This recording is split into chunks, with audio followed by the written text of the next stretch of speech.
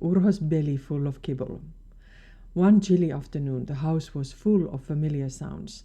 Satu folding laundry and Erasmus preparing dinner. Meanwhile, Urho was on his own little adventure, exploring every corner of the house like he loved to.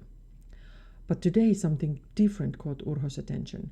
There was a new scent in the air, one that made his nose twitch and his tail wag with excitement.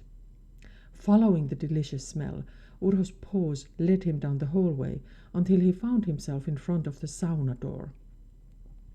It was open just a tiny crack, but that was all Urho needed. Inside, tucked away in the corner, was a big bag of his favorite kibble. Someone had stored it in there for safekeeping, but to Urho it looked like a hidden treasure waiting just for him. Without a second thought, Urho nudged the door open with his nose and trotted inside, his belly already growling with excitement. The warmth of the sauna and the irresistible smell of the kibble filled the air, and before he knew it, Urho was munching away, his tail wagging faster with each bite. 1 mouthful, 2, 3, and before long, Urho's belly started to grow rounder and rounder. But he just couldn't stop. The kibble was too tasty, and Urho was too excited. Meanwhile, back in the kitchen, Erasmus called out, "Urho, dinner time!" But Urho didn't come running like he usually did. Satu noticed the silence and decided to go look for him. She checked the living room, the hallway, and finally she peeked inside the sauna. "Urho," she called softly. And there he was, lying on the floor, looking very full and very sleepy. His round belly stretched out like a little balloon, and he let out a tiny, contented sigh. Satu couldn't help but laugh. "Urho, what have you done?" Urho glanced up at her with big, innocent eyes, his tail wagging ever so slightly.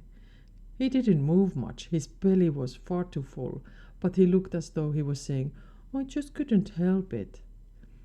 Soon Erasmus joined them, and when he saw Urho, he couldn't stop laughing. "Oh, Urho, you've really done it this time. You found the kibble, didn't you?" Urho let out a small burp, and both Satu and Erasmus chuckled.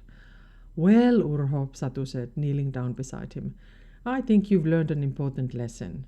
Too much of a good thing isn't always the best."